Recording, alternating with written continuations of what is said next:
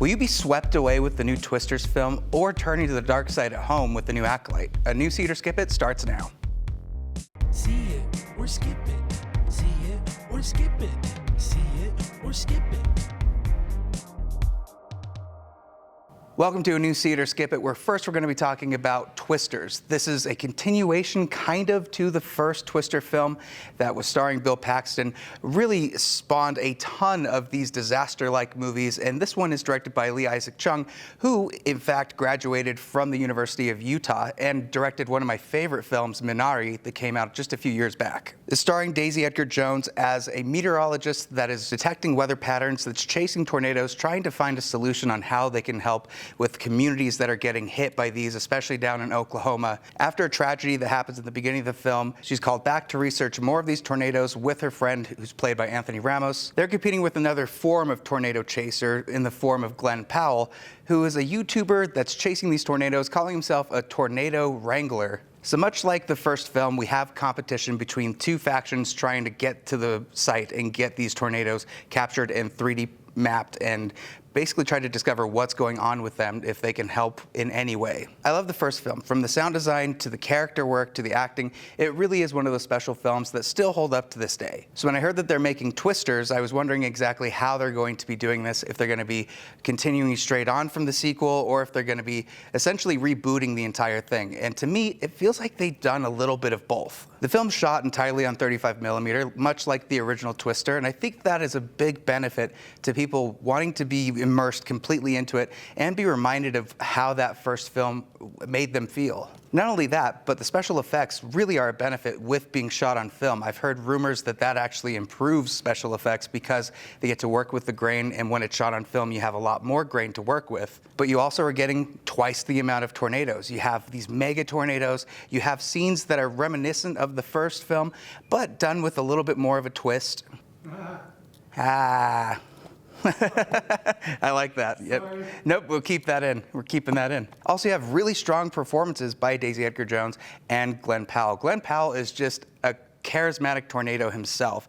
He really brings it in this, and I love his character arc where he goes from just being a silly YouTuber to actually showing a lot more heart and care to what Daisy Edgar Jones is trying to do with her character. I like that rather than this just being meteorologists battling each other, which, by the way, no film has made meteorology more fun and interesting than the Twisters franchise. But this is also a bit of a commentary on what disaster relief is like, and maybe some people with ulterior motives coming in and trying to profit off disasters and tragedies of people that might have just lost their homes. It has a lot more to say. It's directed really well by Lee Isaac Chung. I really loved how he was able to show the tornadoes on screen, bring that fear in, and the sound design and the mixing in this is incredible. And if you're looking for a direct sequel to the first film, you might be disappointed. Really, there's only a couple references to what you've seen from the previous film, but I still think this is a very entertaining time in the theater, one that you definitely should see in the theater with the best sound possible, and I'm giving Twisters a see it. Next up, this has been out for about a week now, is Fly Me to the Moon. This is starring Channing Tatum, Scarlett Johansson, and this is centered around public relations with the moon landing. When we're battling Russia, trying to figure out how to get to the moon before they do, well, now we got a PR twist. Scarlett Johansson is playing somebody who is trying to promote NASA to make it so that they get more funding for their projects, so that when they go into space, they're not dealing with broken lug nuts on machines. They have all of the resources that they could possibly need, but in order to do that, she has to bolster up everybody in the crew and basically make them famous. Channing Tatum plays the person that basically directs the entire launch. He's incredibly skeptical of this. He's not a fan of Scarlett Johansson from the beginning, but it's a bit of a cheesy romance that it ends up being pretty charming, and one that I think anybody could go in and really enjoy. This is directed by Greg Berlanti, who, if you know anything from the CW, he did The Flash, he did Arrow, all of those CW DC shows. He also directed Love, Simon, which was one of my favorite movies also from that year. Woody Harrelson plays a government secret agent that is essentially helping with Scarlett Johansson's plans to bolster the NASA program, but also has ulterior motives. And I don't want to spoil too much about what he has planned for this, but just so you know, conspiracy theorists might have a really fun time with what he wants to do do with NASA. Overall, this is a pretty charming film. I think all of the characters are performed very well. I think the space race is always something that's uplifting, that is inspiring, that makes people feel like they can do more. And looking back at that time and seeing how special it was for people to want to move and make big moves like this and go to the moon, while also being scared of, really, are we spending all the resources that we possibly have on something where we should be diverting it to more important things? There's a lot of debate going on between politics and with NASA about how they should execute that and how they should divert funds. And I found that pretty interesting to watch. I don't think this is something that you're going to be going in looking for big spectacle or like a space story. More or less, this is a behind-the-scenes look, maybe a little bit false on what's going on, but more than anything, we have characters that you can root for and that you can really see the chemistry on screen with. Whether or not you should see it in the theater, I think it depends on what you're looking for. I think mid-budget films like this that are almost romantic comedies with a twist are few and far between. So I love that they were able to put this out in theaters and that it was done so well. I'm going to give Fly Me to the Moon a see it.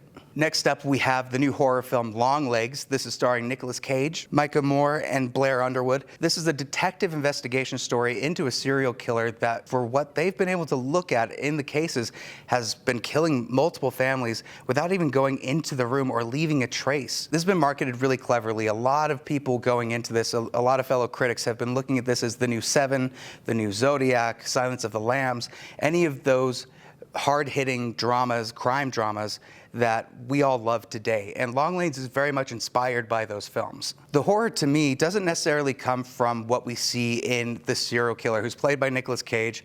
You barely really see him in this. Much like Seven with Kevin Spacey's character, he is throughout the film a shadow over everybody and is impacting everyone's decisions, but you only see maybe a few minutes of screen time with him. And with Nicolas Cage, you also have to take with a grain of salt that if he's playing a different character, there's still a lot of Nick Cage in that character. To me, this is a serial killer that is Nick Cage more than being a serial killer. So if you love Nick Cage and love his acting, you're gonna love this. That being said, I think the story is a little bit flimsy. It's terrifying, but when it gets to the end and they're trying to wrap up everything, the ending almost is completely exposition and not a lot still is explained on the paranormal side of what's happening in the story. It didn't necessarily detract from me. I still ended up being very disturbed by the movie, and it sat with me much longer than I anticipated. So for me, it's definitely a see it, but I can understand why the ending could throw off people that go in and watch it. It is a slow burn, so make sure that you're paying attention to what's happening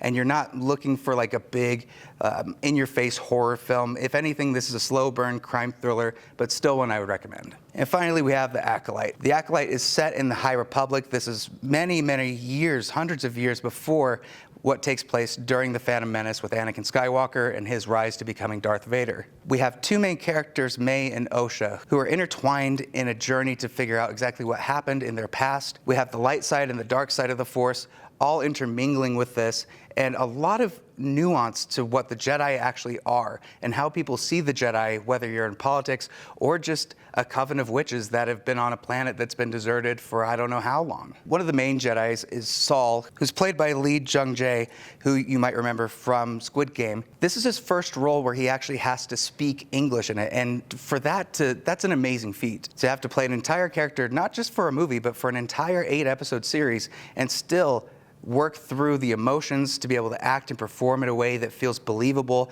In a lot of ways, he feels like the Qui-Gon Jinn to this story, and I really enjoyed watching him. Also for Osha and May, she's both played by Amanda Stenberg, and I think she does a really good job of differentiating the difference between Osha and May, and when you see her interacting with herself, it's fascinating. This is one of the best stylistic fighting shows we've seen in Star Wars since Revenge of the Sith. I really love that they're bringing in a lot of kung fu. There's a lot of Crouching Tiger, Hidden Dragon, where there's a lot of wire work.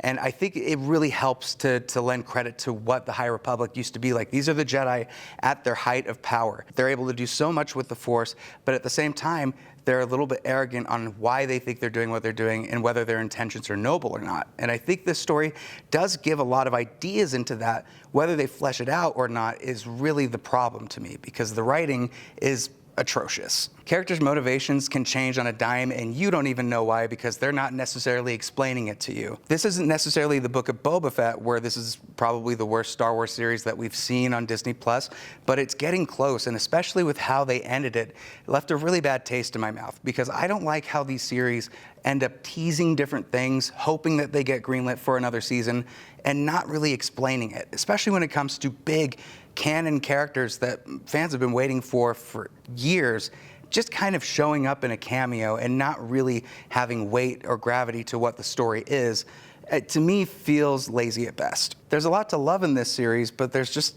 a lot of writing and story moments that to me just don't make sense and take me out of the show. If anything, I would love to just watch a montage of all of the fighting and lightsaber battles, and that would be enough for me. Whether this should be greenlit for season 2, I wouldn't say with the creative team. Maybe keep all of the characters and continue the story that they're planning with this, but if you were to ask me if you should watch this, I probably wouldn't recommend it. Maybe just look up some clips, but for me, it's a skip it. And that's it for this week, See It or Skip It. Make sure that you tune in next week because Deadpool and Wolverine is coming out. I'm so excited to be talking about Hugh Jackman returning with the claws, with the actual suit from the X-Men comics. It's going to be so exciting. Make sure you tune in for that. Make sure to go to ABC4, click the Shows tab, and See It or Skip It to see more interviews, reviews, and news. We just talked with Rashida Jones about her new series, Sunny, that's on Apple TV right now. Make sure that you check that out as well. Thank you so much, as always, for watching, and I will see you at the next review. See it or skip it. See it or skip it. See it or skip it.